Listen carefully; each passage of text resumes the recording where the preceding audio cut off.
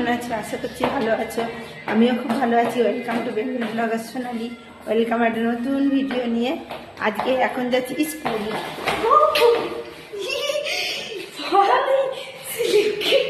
অবস্থা দেখো বন্ধুরা,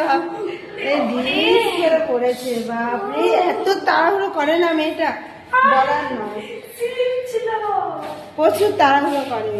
আমি হাত ধরে রেখেছি, তাতেও তাড়াহুড়ো দেখলে হয়ে যায়। কোথায় কোথায় লাগলো? উপর সিঁড়ি থেকে পড়ে গেছে, আমি ধরে রয়েছি, আমাকে নিয়ে পড়ছিল। কি অবস্থা! ওই জন্য বললাম লিফটে যাও, যেমনি আসছি সিঁড়ি থেকে যাও। জুতোটা স্লিপ কেটে পড়ে গেছে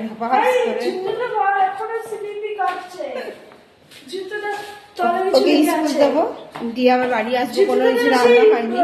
শীতকালে বন্ধুরা উঠতে না একদম ইচ্ছা করে না, একদম ইচ্ছে করে না।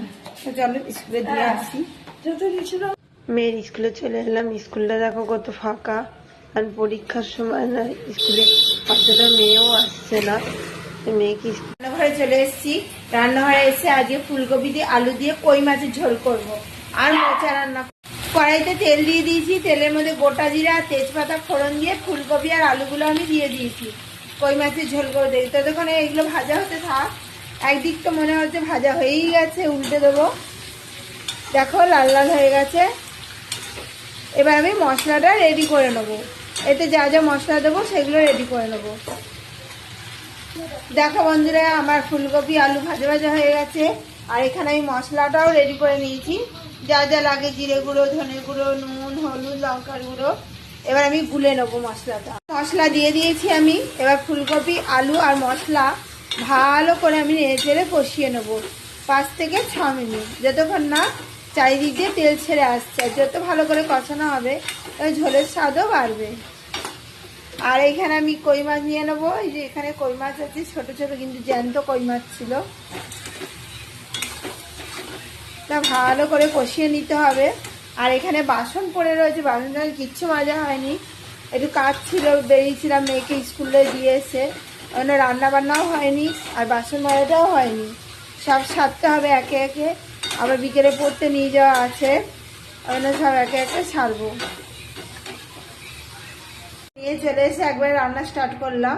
ওর স্কুল ছুটি হয়ে গেছে, এখন তো স্কুল হচ্ছে না, যেহেতু পরীক্ষা 1 তারিখ দিয়ে আবার শুরু হবে পরীক্ষা।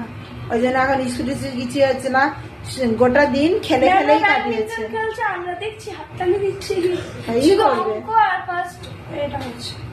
তাই চলো আমি ঝোলটায় জল দিয়ে দিয়েছি, তোমার দেখো। কানটা মুলে দিয়েছে না কেন? ও অঙ্কটা সমৃদ্ধ আসেনি আজকে? ও আসেনি, কিন্তু এরকম কানটা মুলে দিয়েছে। এই কানটা কানটা মুলে দিয়েছে। দেখো বন্ধুরা, কষানো হয়ে গেছে। আমি পরিমাণ মতো জলও দিয়ে দিয়েছি। মাছগুলো আমি দিয়ে দেবো, দিয়ে কিছুটা মোচা ছাড়ানো বাকি আছে, অন্য মাছটা দিয়ে ছাড়াবো। দেখো জ্যান্ত একদম ছিল। এই ছোট কই মাছ কিন্তু খেতে স্বাদ আছে, একবার ছোট ছোট।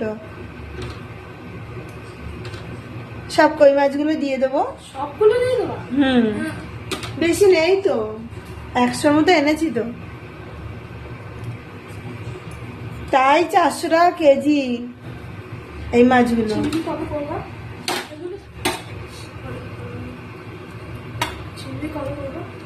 দেখো বন্ধুরা, মাছ আমার দেওয়া হয়ে গেল। এবার ফোটার পালা। একটা থালা দিয়ে ঢাকা দিয়ে দেবো। যেহেতু এখানে দেখবি এইটা যেটা ঢাকা দিই,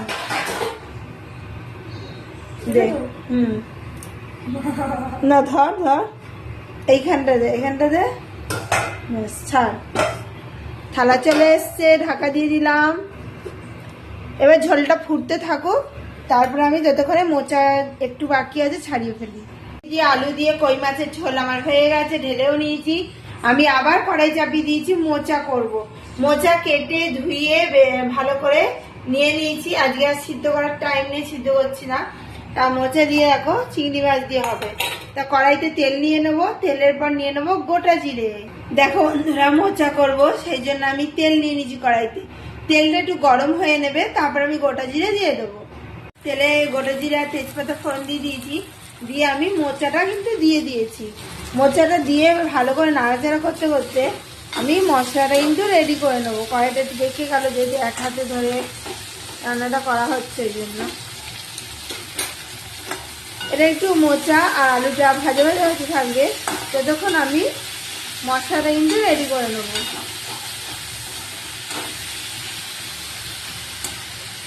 আর এগুলো কিন্তু দিয়ে দেবো ওর মধ্যে, দিয়ে এই বাটির মধ্যেই মশলাটা রেডি করে নিই। যখন এগুলো সব মিশে ভাজা ভাজা হতে থাক। দেখো বন্ধুরা, মোচাটা আমার ভালো করে ভাজা ভাজা হয়ে গেছে। আমি এর মধ্যে কিন্তু মশলা দিয়ে দিয়েছি, যা সমুদ্র মশলা দেওয়া হয় সেই মশলাই দিয়েছি। দিয়ে কিন্তু ভালো করে নাড়াচাড়া করে নিচ্ছি। আলুগুলোও সিদ্ধ হয়ে যাবে। এর মধ্যে একটু জল দিয়ে কিছুক্ষণের জন্য ফোটাবো। যেহেতু যে মোচাটা ভাপিয়ে নিয়ে নিই, না দিলেও হয়, কিন্তু আলুটা যেহেতু আছে সেই জন্য একটু জল দেবো। আর ভালো করে কষানো হয়ে গেছে, আমি এই বাটির জলটা পুরো দিয়ে দেবো। দিয়ে এবার কিছুক্ষণের জন্য আমি ঢাকা দিয়ে দেবো। মোচা দেখতেই পেলে পরিমাণ মতো জল দিয়ে আমি ঢাকা দিয়ে দিয়েছি। এবার হতে থাক, আবার কিছুক্ষণ পর আসছি। ভিডিও আমি এখানেই রাখছি। আমার ভিডিও যদি ভালো লেগে থাকে অবশ্যই চ্যানেলটা সাবস্ক্রাইব করবে, লাইক কমেন্ট শেয়ার করতে ভুলো না। কাল আবার নতুন ভিডিও নিয়ে খুশি গিয়ে আসছি। সুস্থ থাকবে, ভালো থাকবে, সবাইকে ভালো, বাই।